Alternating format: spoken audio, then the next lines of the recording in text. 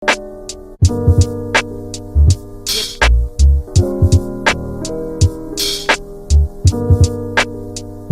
guys, DMS here today. I have for you a review of the Audeze LCD-2 Classic.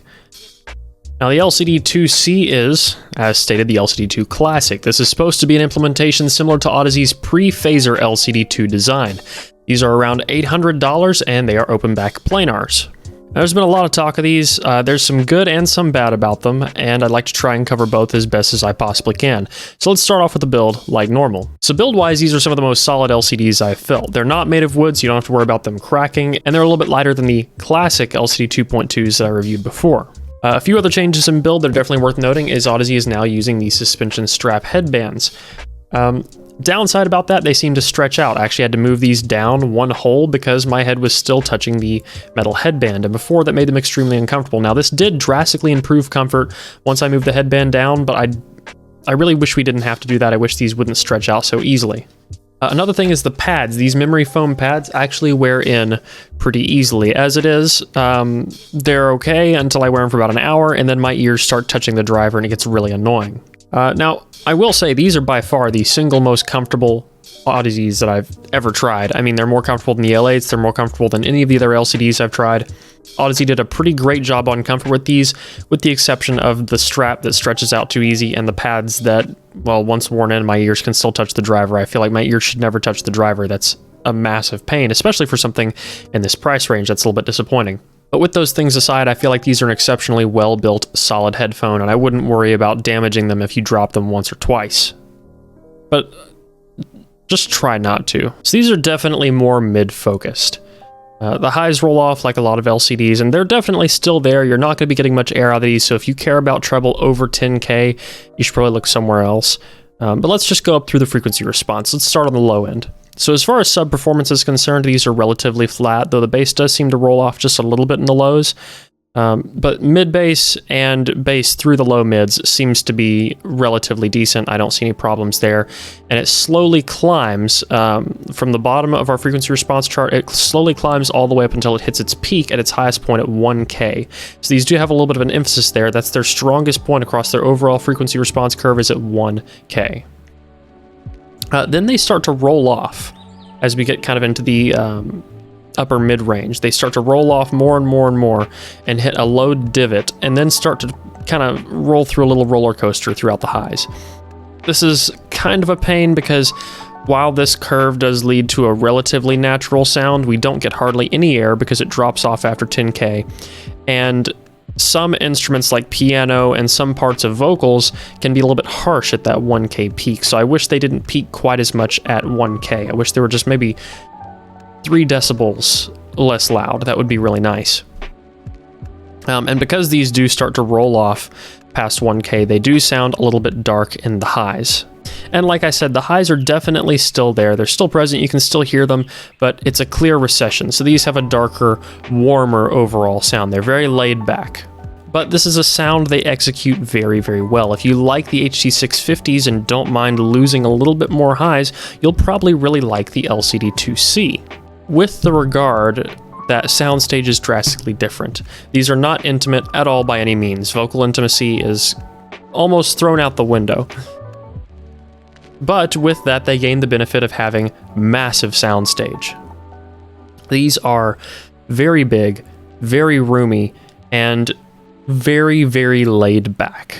In fact, I would say that's probably the strongest point of the LCD-2 Classic is how incredibly room-like they sound. These, in comparison, sound very similar to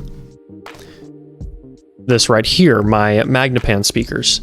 Now, those are some of my favorite speakers on the planet. They are incredible at producing a very big, spacious sound, but they are a little bit dark in the highs. They are not very intimate, and they are not quite what I would describe as sharp, which goes the same for the LCD-2 Classic.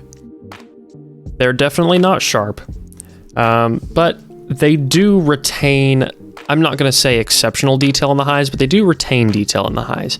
These are not going to be pushing detail at you like things like the DT1990. These are not going to be pushing detail at you like the HD660S. These are not going to be pushing detail at you even like some cheaper headphones like the 5.8X, but they are going to be giving you a very clear, laid-back sound. I don't feel like I'm listening to anything grainy. I don't feel like I'm listening to anything crazy distorted. I feel like I'm listening to something that is very natural and very relaxed. And with that, finally comfortable as well. With those three factors, these are great headphones for just kind of kicking back and listening to something warm when you want to do nothing but just listen. I don't find them satisfying my crave to analyze sounds sometimes. Sometimes I just want to sit down and just have tons of detail. Sometimes I want to sit down and hear just every nuance of the music, and these aren't the perfect headphones for that, but all things considered, these are some of the best Odysseys that I've heard. Now, like I said, I do like the LCD 2.2 a little bit more. The LCD 2.2, however, is not nearly as comfortable. I could see the 2.2 with vegan pads and this headband being an incredible headphone. And these do stand up on their own. These are very, very competent headphones. I don't know if I would ever want them particularly as a daily driver, though. Now, I know I talked in my last review, the Campfire Andromeda, a lot about timbre and how the Andromedas seem to play well to the timbre of any instrument. These do not. However, they definitely do have their strong suits with some types of, I would say, brighter mixed acoustic music. Anything with sub bass is relatively nice. Anything where you're playing to Soundstage is good. But a lot of mid-focused instruments can get overwhelming at times, like certain piano tracks. And while these do sound natural in a setting where we might be talking about a band, with some solo instruments, like I said, like with piano, they can sound relatively unnatural because of the emphasis on mid-range at 1K. And now it might sound like I'm dogging on these. I'm really trying not to too much, but these are points that I feel like are definitely worth bringing up. The LCD-2C is still a great headphone, but it's by no means perfect. Now I'd like to talk just a little bit about imaging, whereas center image, as many of you may know, center image should be in the dead center of your head. And I find that center imaging is very good in the sense to where if something is slightly off center, it does sound like it is just barely to the left or barely to the right. But then it seems like we have a dead zone in here on either side, to where our center image is incredibly detailed on a range about this large, and then we have a dead zone until about here. So we have excellent imaging right in here, and we have excellent imaging past it on either side, but it seems as though there are small dead zones just outside of center image before we get into more of our surrounding area. And as I said, this does play to the large soundstage, but if you really, really care about laser imaging, this might be a deal breaker for you. Now, I do have one more complaint. I should have mentioned this during comfort, but these are very large headphones. And while I say they're not particularly uncomfortable, after a while, I actually do get problems with a little bit of jaw pressure right here on either side, since they do go down a ways past my ear and up past my ear on either side. Not a huge problem, but after a while, it really does make my jaw a little bit sore. I noticed this while recording the podcast, because as you may have noticed, I've been wearing these a lot lately while recording recent podcast episodes. I've been testing these since about February, and it is now September the 10th. I really wanted to try and make sure I didn't miss anything in them, because I know a lot of people really care about this headphone, and I can definitely comfortably say this is the best planar I've heard under $1,000, but not the best headphone I've heard under $1,000. Their strongest points are definitely Soundstage, improved comfort over other Odysseys, having a very laid-back sound and having a very big sound. And with that, also having an excellent focus on the mid-range. Now, as far as amp pairing goes, these are definitely not power hungry. You're not going to be powering them off a phone, but I had no problem powering them off things like the JDS Labs ELDAC, which I did a review of a little while back. Sometimes I'd plug them into my little interface just to do monitoring. I didn't have too many issues there. Most amps I hooked them up to, they did just fine with. And these also are not particularly amp transparent, so I did plug them up to things like Magni and didn't notice too much of the glare. Now that's also because the highs on these, like I said, are a little bit recessed. I'm sure if the highs were a little bit more forward, I could hear some more faults of the Magni, but it was not too much of a deal breaker. Now also with that, they're not quite as dynamic as, ironically enough, dynamic headphones. So once again, with amps like Magni that have a little bit of compression, I didn't tend to notice too much of a difference in dynamic range between things like the Magni and the EL amp on these particular headphones.